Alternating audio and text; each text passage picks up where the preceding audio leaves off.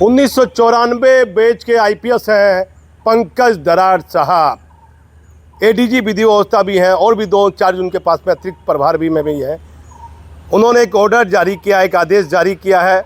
वो जम्मू कश्मीर में पहलगाम में हुए हमले के उपरांत वर्तमान परिस्थितियों के दृष्टिकोण के सतर्कता बरतने के संबंध में कई गंभीर बिंदु दिए हैं और अंतर्राष्ट्रीय सीमा और लॉज, धर्मशाला, होटल कई महत्वपूर्ण बिंदु दिए हैं, उसमें आदेश में जारी किए। तो मुझे कई वर्षों पहले यहाँ आईजी हुआ करते थे अनिल पांडे, उस समय के जब एसपी थे तो उनको ऑर्डर जारी किया। मैं वहाँ था, समीक्षा उन्होंने मुझे बताया भी कि जितनी भी देश विरोधी गतिविधियों में जो लोग 15 साल 20 साल पहले गिरफ्तार होकर जेल गए, वह आज क्या कर रहे हैं, उनके परिवार के लोग किसके संपर्क में हैं, क्या उस परिवार का कोई व्यक्ति सोशल मीडिया का काम कर रहा है या वीडियो एडिट करने का काम कर रहा है या और किसी कार्य में जुड़ा हुआ है या नहीं। और गंभीरता से मैंने एक चीज़ देखा, अभी लोग चैनल में बना रहे हैं। बिहार सरकार ने ऑर्डर जारी किया है कि जिनका जिनका सोशल मीडिया में अकाउंट है, कितना सब्सक्राइबर है, व्यूअर है, ये कर रहा, तो मेरा कम है, मैंने अपना नहीं भेजा।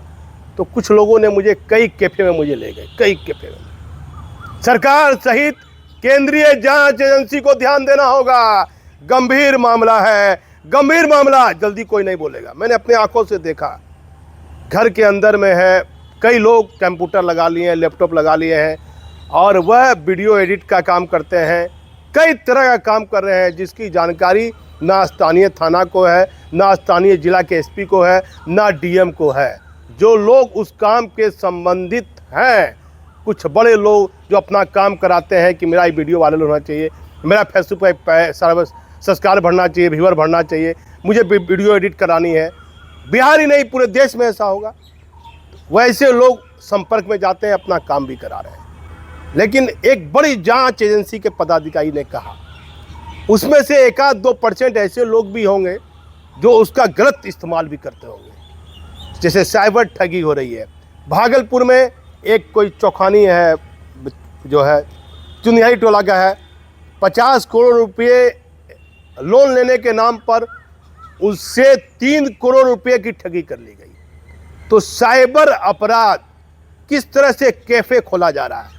डीजीपी साहब और सरकार, बिहार सरकार, मुख्यमंत्री और केंद्रीय जांच एजेंसी को ध्यान देना होगा कि कौन कौन जिले में, बिहार में जितने भी राज्य हैं, देश में जितने भी राज्य हैं, जितने भी वहाँ जिले हैं, भागलपुर जिले में ऐसे कितने कैफे हैं जो वीडियो एडिट करता है, जो फेसबुक के संबंधित काम देखता है और उसकी जानकारी स्थानीय थाना को है या नहीं, कितने कैफे खुले हुए हैं। क्योंकि इस तरह का जो अपराध है, खगड़िया से कुछ लोग पकड़ाए थे साइबर क्राइम के मामले में, जो 14 अकाउंट से लोगों से पैसा ले लिए, उसमें एक व्यक्ति, खगड़िया का व्यक्ति है, जेल भी गया था। तो सरकार को इन चीज़ों पर ध्यान नहीं है। अब यह आतंकवादी से संबंधित चीज़ है। एटीएस का इन्हीं के पास में है, दरार साहब ही हैं और विधि व्यवस्था यही देख रहे हैं। लेकिन केंद्रीय जांच एजेंसी जैसे आईबी है, आईबी सूचना संकलन करना, ये अंग्रेज के ज़माने की बड़ी जांच एजेंसी है। इसको ध्यान देना होगा कि बिहार में नहीं, जितने भी ज़िले हैं, इससे संबंधित, पाकिस्तान से संबंधित या देशद्रोही के संबंधित कोई मामले में ये व्यक्ति जेल गया है, वह अभी क्या कर रहा है। जिस तरह थाना में बिहार में देखते हैं कि अपराधी जेल से आया हुआ है, तो डीजीपी बिना उन देखा कि जो अपराधी जेल से बाहर आए हैं वह क्या कर रहे हैं। तो डीजीपी पूरे जिले के एसपी को, डीआईजी को, आईजी को आदेश कर दिया है कि पुराने अपराधी क्या कर रहे हैं उस पर निगरानी रखिए। उसी तरह कि पुराने लोग जो देशद्रोही के कार्यों में जुड़े हुए थे, जो जेल गए हैं, जिन पर आरोप प्रत्यारोप गठित हुआ है, वैसे लोगों की कहाँ क्या भूमिका है। पंकज दरार साहब ने ऑर्डर जारी किया है, उस ऑर्डर में कई गंभीर बिंदु है, लेकिन सरकार को ध्यान देना होगा। चुनाव का समय है, नागालैंड के लाइसेंसी हथियार, बार बार लोकसभा चुनाव से हमारा चैनल इस गंभीर बिंदु पर केंद्रीय जांच एजेंसी सहित बिहार सरकार को हमेशा हम बताने की कोशिश करते हैं। नागालैंड का हथियार का लाइसेंस किन किन पदाधिकारी के माध्यम से आसानी से लोगों को मिला है और किन किन लोगों के पास में नागालैंड का हथियार है, वो किस चरित्र के व्यक्ति हैं, वह क्या करते हैं। चुनाव से पहले पहले, विधानसभा चुनाव से पहले पहले ऐसे लोगों का लाइसेंस रद्द सरकार को कराना चाहिए।